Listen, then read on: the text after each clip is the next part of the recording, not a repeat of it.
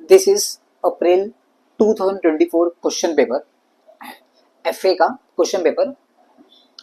Select the most appropriate options from the given option and rewrite the sentence. Underwriting commission, बच्चा जो underwriting commission होता है ना, वो हमेशा किस पे कैलकुलेट करते हैं? It is always calculate on the issue price. तो राइट आंसर क्या आ जाएगा? Issue price of shares under return. The exchange difference arising due to import of raw material. Take one example कि suppose ये A limited है, इसने goods import किया, मान लीजिए $100 का इंपोर्ट किया 1 जुलाई को 2025 को, तब रेट चल रहा था बच्चा 60 रुपीज। इस रेट को हम लोग स्पॉट रेट बोलते हैं। The rate which is prevailing on the date of transaction, the rate which is prevailing on the date of transaction is known as spot rate. अब क्या होता है, कुछ 15-20 दिन के बाद, मान लीजिए 20 जुलाई को जब मैं पेमेंट करने गया, तब ना भाव हो गया 65 रुपीज। देखो ये मुझे 60 रुपीज पे करना था, ये मेरे लिए लाइबिलिटी थी। अगर मैं उसी दिन पे कर देता तो मुझे 60 पे करना पड़ता, लेकिन जब मैंने 20 जुलाई को जब पेमेंट करने गया तब रेट 65 हो गया, तो मेरे जेब से जा रहा है 65 रुपीज, मेरे जेब से पैसे जा रहे हैं 65 रुपीज, लेकिन लाइबिलिटी फिटूस हो रही है 60 रुपए की, क्योंकि लाइबिलिटी को फ्रीज किया था हमने 60 से। तो 5 रुपए का जो नुकसान हो गया ना, उसी को हम लोग बोलते हैं फॉरेन एक्सचेंज डिफरेंस। उसको हमेशा कहां ट्रांसफर करने का? पीएनएल अकाउंट में। नेक्स्ट बच्चों तुम्हारा अमालगमेशन ऐसे मर्जर। बच्चों अमालगमेशन का मतलब होता है कॉम्बिनेशन, दो जन साथ में आके बिजनेस करना, दो जन मिलकर बिजनेस करना। अब बच्चों अमालगमेशन ना दो टाइप के होते हैं। अमालगमेशन दो टाइप का, एक in the nature of merger, एक होता है amalgamation in the nature of merger, एक होता है amalgamation in the nature of purchase. अभी मर्जर किसको बोलेंगे? Amalgamation in the nature of merger तब कहलाया जाएगा व्हेन 5 कंडीशंस आर सेटिस्फाइड। जब 5 कंडीशन सेटिस्फाइड होगी ना, तो उसको लोग बोलते हैं amalgamation in the nature of merger. अगर आपको सिंपल लैंग्वेज में याद कराया जाए तो amalgamation in the nature of merger ना, एक सिंपल चीज याद रखिए, सच्चा प्यार। कौन सा प्यार? सच्चा प्यार। सच्चा प्यार का मतलब क्या है? तुम जैसे हो वैसे हो, कोई आपको एक्सेप्ट करे, तो उसको बोलते हैं amalgamation in the nature of merger. एक एग्जांपल लेते हैं बेटा, ये इसके सम्स अपने सिलेबस में नहीं है, लेकिन थियरी में ये क्वेश्चन पूछ सकते हैं। तो amalgamation in the nature of merger उसको कहेंगे जिसमें 5 कंडीशन सेटिस्फाइड है। तो कंडीशन नंबर 1, देखो मैं आपको सिंपल लैंग्वेज बताता कि सच्चा प्यार का मतलब होता है, जैसे मान लीजिए ये ए लिमिटेड है, ये बी लिमिटेड है, ये दोनों एक कोई बिजनेस कर रहे हैं, मान लीजिए बिजनेस कर रहे हैं प्लाईवुड का, या कौन सा भी बिजनेस कर रहे हैं। अब ये दोनों मिल जाते हैं और शुरू करते हैं, वही बिजनेस को कंटिन्यू करते हैं। तो यहाँ पे 5 कंडीशन क्या है? पहला कंडीशन ये है, सारे assets and liabilities of vendor company, बेटा इसके सारे एसेट्स और लाइबिलिटीज इसके हो जाएंगे, सारे एसेट्स और लाइबिलिटीज ये लेके जाएगा। कौन से वैल्यू पे लेके जाएगा? बुक वैल्यू पे। कौन से वैल्यू पे? बुक वैल्यू पे। तीसरा, कम से कम इसके 90% शेयर होल्डर इसके शेयर होल्डर बन जाना चाहिए। जो पुरानी कंपनी के शेयर होल्डर है ना, कम से कम इसके at least 90% share holder of the vendor company should become the share holders of the transferee company. Transferee मतलब ये वाली नई कंपनी, परचेसिंग कंपनी। और चौथा, जब वो पीसी डिस्चार्ज करेगा ना, जब पीसी का पेमेंट करेगा, तो पीसी का पेमेंट उसको इक्विटी शेयर्स के फॉर्म में ही पे करना है। पीसी का पेमेंट उसको इनके ओनर को इक्विटी शेयर से देना है। और पांचवा, सेम बिजनेस कंटिन्यू होगा, जो ए लिमिटेड और बी लिमिटेड बिजनेस कर रहे थे ना, वही business A B limited continue करेगा। तो इसको हम लोग बोलेंगे मर्जर। तो मर्जर मतलब क्या? जिसमें ये 5 कंडीशन सेटिस्फाइड होगी, इसको हम लोग बोलेंगे सच्चा प्यार। सच्चा प्यार का मतलब क्या है? इसमें कुछ नहीं हो रहा है, बस मान लीजिए दो कोचिंग क्लासेस है, 2 क्लासेस है, यही 2 क्लासेस मिलकर वही बिजनेस को कंटिन्यू कर रहे हैं। और एक होता है बेटा amalgamation in the nature of purchase. Amalgamation in the nature of purchase, purchase में क्या होता है कि यहाँ पे ना सौदाबाजी होती है।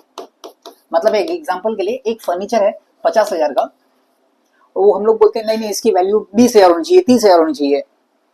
तो इसमें से इन पांचों कंडीशन में से ना कोई भी एक कंडीशन कैंसिल हो जाएगा ना, कोई भी एक कंडीशन, तो उसको बोलते हैं amalgamation in the nature of purchase. यहाँ पे जो मेथड लगता है उस मेथड का नाम है पूलिंग ऑफ इंटरेस्ट मेथड, और यहाँ पे जो मेथड लगता है ना उसका नाम है परचेस मेथड। ठीक है,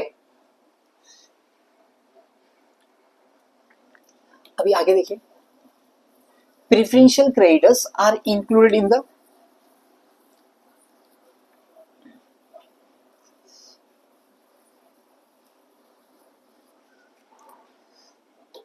देखो स्टेटमेंट ऑफ अफेयर्स ये बनाता है बीओडी, बोर्ड ऑफ डायरेक्टर्स। इसके तीन पार्ट समझो एक बार। पहला assets, external liability, assets external liability, और फिर शेयर होल्डर्स। तो लिस्ट ए में ना, लिस्ट ए में वो एसेट्स है जो गिरवी नहीं रखे हुए हैं, assets that are not specifically pledged, assets that are not specifically pledged. List B है वो एसेट्स जो हमने गिरवी रख दिए, list B assets that are specifically pledged मतलब गिरवी रखा। लिस्ट सी है प्रेफरेंशियल क्रेडिटर्स। कौन से क्रेडिटर्स? प्रेफरेंशियल क्रेडिटर्स, जैसे कि गवर्नमेंट टैक्सेस एंड ड्यूटीज है, या एम्प्लॉइज का सैलरी है एम्प्लॉइज की। लिस्ट डी है debenture holders, debenture holders having a floating charge. List E है अनसेक्योर्ड क्रेडिटर्स। लिस्ट एफ है preference share holders. List G है इक्विटी शेयर होल्डर्स। और मेरा नाम हेमंत है, तो हेमंत मतलब एच। लिस्ट एच है रिजल्ट। रिजल्ट में क्या आएगा? या तो सरप्लस आएगा या डेफिशिएंसी आएगा, सरप्लस और डेफिशिएंसी अकाउंट। तो प्रेफरेंशियल क्रेडिटर्स कहां पे लिखा गया है? लिस्ट सी में। Maximum number of partners in LLP, LLP में मिनिमम पार्टनर्स 2 होते हैं और maximum no limit. In case of shares, shares के केस में अंडरराइटिंग कमीशन 5% के ऊपर नहीं हो सकता। Designated partner must obtain DPIN, DPIN मतलब डेसिग्नेटेड पार्टनर आइडेंटिफिकेशन नंबर, उसको ये डीपीआईएन कहां से मिलेगा? From the central government. In case of compulsory winding up, बच्चों compulsory winding up, statement of affairs is send to, statement of affairs बनाता तो है बीओडी, लेकिन वो देगा किसको? वो देगा ऑफिशियल लिक्विडेटर को। Non monetary items are valued at, बच्चों आइटम्स ना दो तरह की होती है, एक होती है मॉनिटरी, एक होता है नॉन मॉनिटरी। मॉनिटरी में क्या क्या आएगा? जैसे डेटर्स अकाउंट है, क्रेडिटर्स अकाउंट है, लोन अकाउंट है। तो मॉनिटरी आइटम्स को वैल्यू करते हैं क्लोजिंग रेट पर। क्लोजिंग रेट मतलब क्या? वो रेट जो 31 मार्च को चल रहा है। और non monetary items like stock है, मशीनरी है, उनको हम लोग वैल्यू करते हैं एट हिस्टोरिकल कॉस्ट। कौन सा cost? Historical cost. On amalgamation, preliminary expense in balance sheet of vendor company. बेटा preliminary expense basically denotes accumulated losses, ये एक तरह का लॉसेस होता है। और लॉसेस किसको बिलोंग करेंगे? वेंडर कंपनी, मतलब जो कंपनी बिक रही है उसके शेयर होल्डर को। The asset which is not taken under net assets मतलब कैलकुलेशन पीसी, ऐसा कौन सा एसेट है जो हम लोग पीसी में नहीं लेते हैं? Discount on issue of shares, ये नहीं लेते हैं, ये एक तरह का लॉसेस होता है। Average rate is the rate which is the mean of the exchange rate. Average का मतलब भी होता है मीन, मतलब मान लीजिए एक एग्जांपल के लिए एक वीक में ना अलग अलग रेट चल रही थी, तो हम लोग क्या करते हैं? उसका एवरेज ले लेते हैं। तो average rate is the mean of the exchange rate. आगे है से ट्रू और फॉल्स। देखो ये सच बोल रहा है कि झूठ बोल रहा है, ठीक है?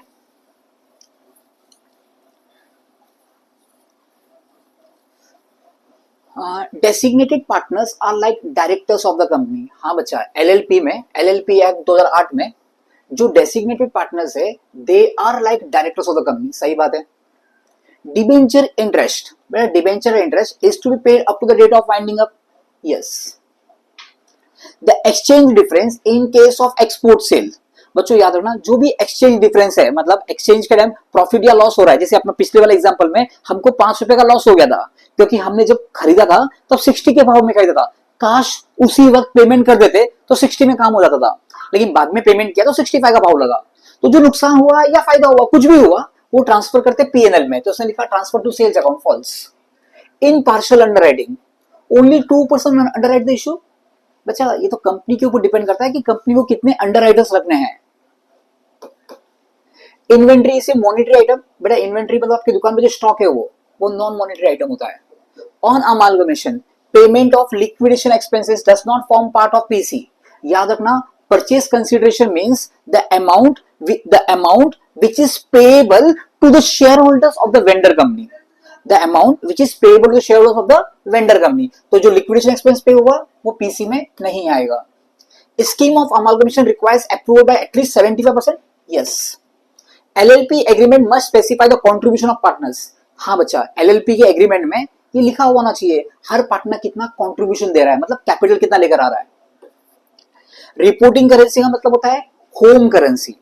ये बोलता है इंडियन रुपी, नहीं, इंडिया में इंडियन रुपी, अमेरिका में डॉलर, हर एक कंट्री का होम करेंसी। तो reporting currency is the home currency used for the presentation of financial statements. तो ये लिखता है इंडियन रुपी, तो गलत है। Underwriting commission calculate face value, नहीं, अंडरराइटिंग कमीशन अभी देखा था इश्यू प्राइस पे निकलता है। कैपिटल रिजर्व और goodwill can arise in pooling of interest method. बच्चों ये पूलिंग ऑफ इंटरेस्ट मेथड कहां यूज होता है, अभी देखा था हमने, अमालगमेशन दो तरह का होता है, in the nature of merger, in the nature of purchase. Merger के मेथड में हम लोग यूज करते हैं पूलिंग ऑफ इंटरेस्ट मेथड। इसमें इस मेथड में गुडविल और कैपिटल रिजर्व क्रिएट नहीं होता, इसमें क्रिएट होता है। ये जो मेथड है ना, इसका नाम है परचेज मेथड, तो इसमें क्रिएट होता है।